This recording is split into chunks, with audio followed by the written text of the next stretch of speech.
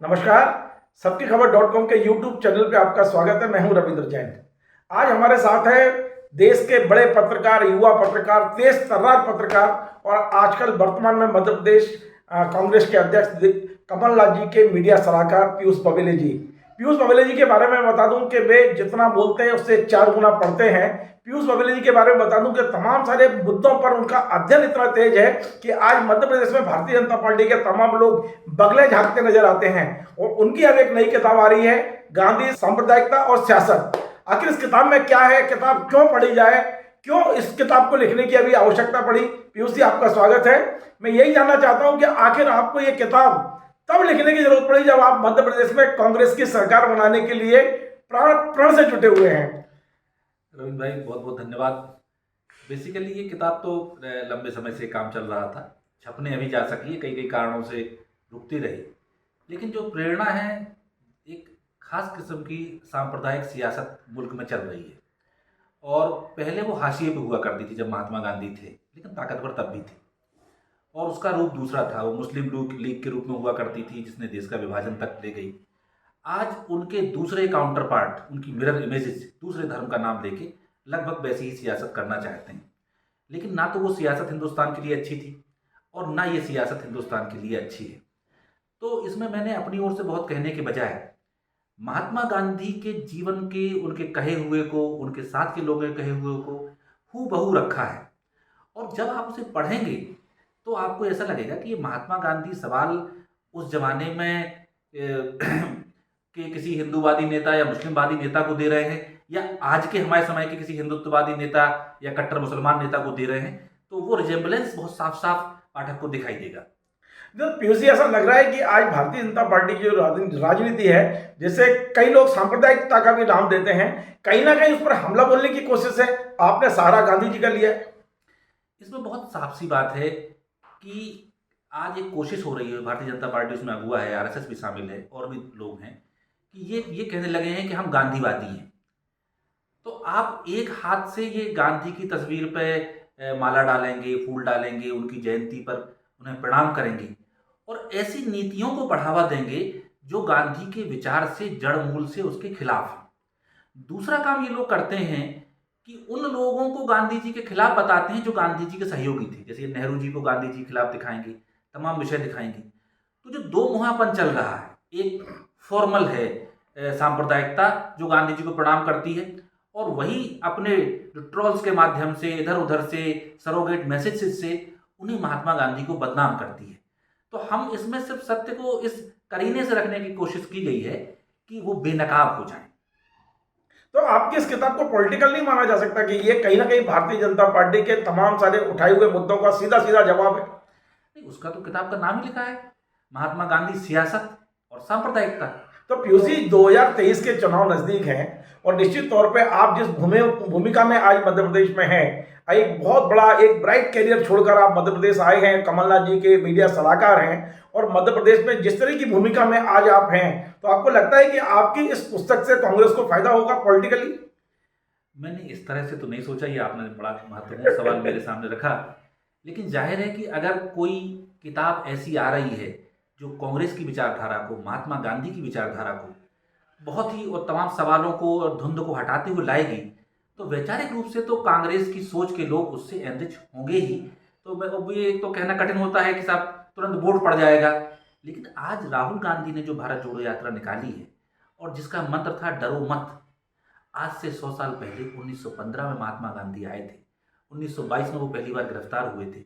महात्मा गांधी ने भी यही मंत्र दिया था, डरो मत। तो अगर राहुल गांधी डरो मत का नारा लेके सड़कों पर उतर रहे हैं, तो उस विचारधारा को समग्रता में भी लोगों के सामने आना चाहिए। ये किताब वो काम करेगी। दो तीन चीज़ें जैसे मैं देखता हूँ, ये जो सरोगेट मैसेजेस होते हैं, मोपला विद्रोह जैसे हुआ, तो उसमें महात्मा गांधी की ऐसी छवि बनाते हैं कि वो बड़े मुस्लिम परस्त थे, या मुसलमानों ने कोई अत्याचार किया तो गांधी जी ने उसका विरोध नहीं किया। कई बड़े लोग ऑन रिकॉर्ड भी भाजपा से जुड़े हुए ये बातें कह देते हैं, अब तो अफसर भी कहने लगे।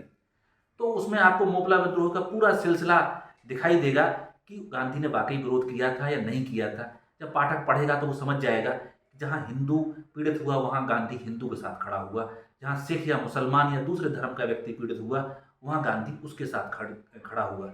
इसका मतलब गांधी ना हिंदू के साथ है ना मुसलमान के साथ है, वो पीड़ित मानवता के साथ है, उस पीड़ित मानवता की आवाज़ है। एक बात मैं और जोड़ दूँ, ये किताब एक तरह से दो हिस्सों में है। पहले में तो मैंने गांधी के आध्यात्मिक चिंतन का जिक्र किया है कि उनका धर्म की परिभाषा क्या है, उनके भगवान की परिभाषा क्या है, वो यज्ञ किसे कहते हैं। एक गांधी जी की पुस्तक है गीता माता, असल में गीता पे 3 पुस्तकें गांधी जी ने अलग अलग लिखी, उनको मिला के गीता माता करके एक पुस्तक प्रकाशित की गई। उसके बहुत से उदाहरण मैंने इसमें इस्तेमाल किए हैं। तो आप और इन संदर्भों का जिक्र आएगा कि किस तरह रोमिया रोला, जो उस जमाने के इतने विद्वान व्यक्ति, 1922 में वो एक किताब लिखते हैं महात्मा गांधी की जीवनी, और उसमें कहते हैं कि मसीहा आ चुका है, ये बुद्ध और ईसा के बाद तीसरा आदमी संसार में आ चुका है, और इसकी बातें अगर अभी नहीं मानी जाएंगी तो आगे चल के फिर माननी पड़ेंगी, जैसे बुद्ध लौट के आए। तो जिस व्यक्ति को उस जमाने टॉल्स्टॉय उनकी तारीफ कर रहे हैं, ईसा मसीह से तुलना करते हैं, तो दुनिया के सबसे विद्वान लोगों ने, एक तरह से तो हम लोग दुश्मन ही थे अंग्रेजों के, और एक हिंदुस्तानी काले आदमी की इतनी तारीफ की 100 साल पहले, उस पर आज लांछन लगाए जाते हैं। उसकी जयंती के समय नाथूराम गोडसे ट्रेंड करने लगता है, एक ऐसी महिला सांसद बन जाती हैं जो गांधी जी की मुखर रूप से विरोध करती हैं, एक ऐसा व्यक्ति प्रधानमंत्री बन जाता है जो कहता है मैं ऐसी को मन से माफ नहीं कर पाऊंगा। अभी मन से करना, तन से करना, धन से करना, तो ये जो मायावी भाषा रच रच के गांधी की वैचारिक हत्या करने की कोशिश हो रही है, ये किताब उससे लड़ेगी। पीयूष जी, मध्य प्रदेश में इस तरह का भी इतिहास रहा है, कई उदाहरण रहे हैं कि कांग्रेस पार्टी ने इस तरह की किताबों का हमेशा राजनीतिक उपयोग करने की कोशिश की है। हमने पिछले दिनों उपचुनाव में देखा कि जब सिंधियाई के खिलाफ कांग्रेस मैदान में थी ग्वालियर चंबल संभाग में, तो महारानी लक्ष्मीबाई पर लिखी हुई किताब, जहाँ कहीं ना कहीं सिंधिया वंश के पर भी आरोप लगता है कि उन्होंने गद्दारी की है, तो उसका पूरा उपयोग कांग्रेस ने वहां किया था। तो क्या इसी तरह का उपयोग आपकी किताब का मध्य प्रदेश के चुनाव में होगा? क्या कांग्रेस उसको लेकर जन जन तक पहुंचाने की कोशिश करेगी? ऐसी कोई प्लानिंग है? अगर ऐसा उपयोग होता है तो मुझे बहुत खुशी होगी। मैं सलाहकार हूँ, एग्जीक्यूटर नहीं हूँ जी जी। तो मैं एक अच्छी सलाह दे सकता जी, हूँ। जी। उसे नेतृत्व कैसे लेता है, समझता है, ये उसके ऊपर निर्भर करता है। जी, जी। दूसरा, आपने उपयोग की बात कही तो तुलसीदास जी ने लिखा है जी। कि कीरत भणति भूति भली सोई, सुर सरी सम सब कहीं हित होई। जी जी। तो हम तो ये चाहते हैं कि हमारे लिखे से सबका कल्याण हो, और सबका कल्याण इसमें निहित है कि जो फांसीवादी विचारधारा, जो तानाशाही विचारधारा, जो अघोषित इमरजेंसी लगाने वाली विचारधारा, एक धर्म के सिवा बाकी सब धर्मों को, और उस धर्म जिसके नाम पे आ रही है उसको भी परेशान करने वाली विचारधारा, उसको हराने की लड़ाई बहुत इंपॉर्टेंट है। आज़ादी की दूसरी लड़ाई हिंदुस्तान में चल रही है। अगर मेरा लिखा हुआ कोई शब्द, मेरा कहा हुआ कोई शब्द, मेरा किया हुआ कोई काम उस महान यज्ञ में गिलहरी की तरह कोई अपना कंकड़ डाल सकता है, आहुति डाल सकता है, तो मुझे बहुत खुशी होगी। पीयूष जी, एक बात हो रहा है, आप युवा पत्रकार है, काफी अध्ययन आपका है और आपका सामने बहुत बड़ा एक कैरियर था जिसको छोड़ के अभी आप यहाँ आए हैं। लेकिन पत्रकारिता का एक धर्म कहता है कि जो अच्छा है वो अच्छा कहें और जो बुरा है वो बुरा कहें। भारतीय जनता पार्टी पर यह है कि ठीक है, उन्होंने सांप्रदायिकता की कई चीजें, उन पर जो आरोप लगते हैं जैसा आप कह रहे हैं, लेकिन कई काम बहुत अच्छे हुए हैं। हम राम मंदिर को देखें, हम धारा 370 जो उन्होंने हटाई है, कश्मीर को देखें, तो क्या इन मुद्दों पे भी कुछ पुस्तक लिखेंगे आप जिसपे उनका कुछ एक अलग पक्ष सामने आता है? जी, अगर आप, मेरी पिछली पुस्तक है नेहरू मिथक और सत्य, धारा 370 के विषय में मैंने लिखा है, जो बात भाजपा कभी स्वीकार नहीं करती। लाल कृष्ण आडवाणी ने अपनी आत्मकथा, जो इतनी मोटी सी है, उसमें छपी है कि जिस दिन धारा 370 पास हुई थी उस दिन पंडित जवाहरलाल नेहरू अमेरिका में थे। ये इतिहास में दर्ज, आडवाणी ने भी लिखा है। उसको सरदार वल्लभ भाई पटेल ने कांग्रेस के सारे में आम सहमति बना के पास कराई। मैं फिर से ये कहता हूँ कि धारा 370 को लेकर भाजपा की कोई भी मानसिकता हो सकती है, लेकिन क्या डॉक्टर अंबेडकर में, मौलाना आज़ाद में, सरदार पटेल में, पंडित जवाहरलाल नेहरू में, इन सब में कोई बुद्धि नहीं थी? वो हमारे संविधान का एक हिस्सा थे। और मैं आपको कोट करता हूँ, वी शंकर, जो कि सरदार पटेल के एडवाइजर थे, उन्होंने लिखा है कि धारा 370 कश्मीर और हिंद भारत के बीच में एक पुल थी, दीवार नहीं थी। ये कहते हैं हमने दीवार गिराई, इनकी सोच का विषय है। ऐसे ही आपने राम जन्मभूमि पे कहा, तो राम जन्मभूमि के मंदिर का शिलान्यास तो राजीव गांधी जी पहले ही कर गए थे। तो ये सब बातें लिखी जाएंगी, मैं तो वो सब समय मिलेगा तो निश्चित तौर थोड़ा सा पर लीक से हटके एक सवाल मेरा जी, ये है जी। कि मैं ये देख रहा हूं कि मध्य प्रदेश कांग्रेस में एक से एक बड़े नेता यहाँ हैं, इसके बाद भी भारतीय जनता पार्टी के तमाम हमलों का या तथ्यों का वो उस तरह से हमला नहीं आया, जवाब नहीं दे पाते जिस तरह से अभी आप दे रहे हैं। मैं देख रहा हूं कि आपने लिखा कि आरएसएस और सुभाष जी के क्या संबंध थे, सुभाष चंद्र जी के। आपने लिखा कि कितनी बार उन पर डांट पड़ी है श्यामाचंद्र मुखर्जी पर। ये तमाम सारी चीजें जो अभी मैं कुछ दिनों से आपके लगातार पढ़ रहा हूं कि संघ की उस समय क्या भूमिका रही है, जिस तरह से तीखे हमले आप कर रहे हैं लगातार और भारतीय जनता पार्टी की विचारधारा पर, भारतीय जनता पार्टी के नेताओं पर। और भारतीय जनता पार्टी जब वल्लभ भाई पटेल को छीनने की कोशिश करती है तब आप जवाब देते हैं कि वल्लभ भाई पटेल ने संघ पर कब कब प्रतिबंध लगाए। तो ये जो आपका एक अध्ययन है उसका निश्चित तौर पे कांग्रेस को कहीं ना कहीं उपयोग तो मिल ही रहा होगा, लेकिन क्या कारण है कि कांग्रेस के पास में ऐसे कोई नेता नहीं है जिनका इतना अध्ययन होना चाहिए और इस तरह से पेने मन से जवाब दिया जाए जो आप दे रहे हैं। नेता तो हैं लेकिन वो चुनावी राजनीति में बहुत व्यस्त रहते हैं और उन्हें जनता के बीच जाना है, चुनाव का वर्ष आ गया है।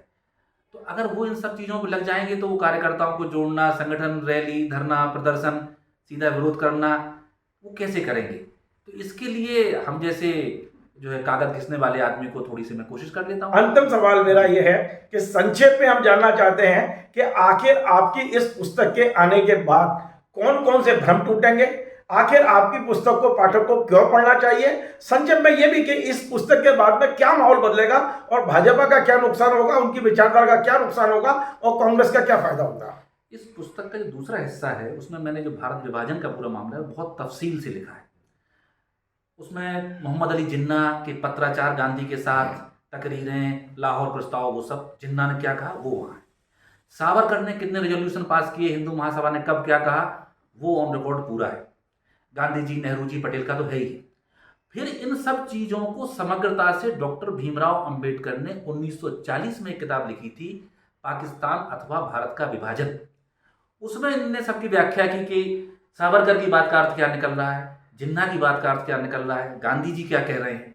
और उसमें वो निष्कर्ष निकाला 1940 में। उस निष्कर्ष में डॉक्टर अंबेडकर कहते हैं कि अगर मुसलमान चाहेंगे तो पाकिस्तान बन के रहेगा।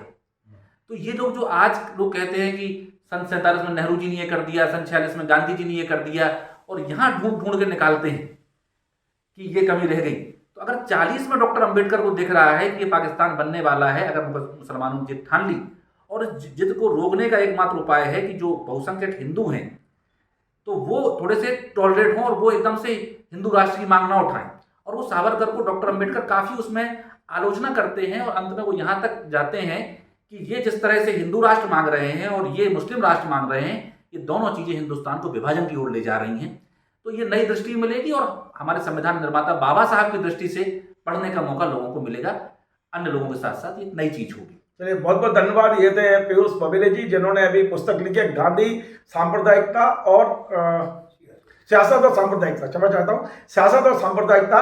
बहुत बढ़िया पुस्तक। जैसा कि उन्होंने बताया कि इसके आने के बाद कई भ्रम टूटेंगे, कई नई जानकारियां होंगी और निश्चित तौर पर एक जो छुपा हुआ उद्देश्य है कि कांग्रेस को फायदा भी मिलेगा। बहुत बहुत धन्यवाद आपका। जी धन्यवाद रवि जी।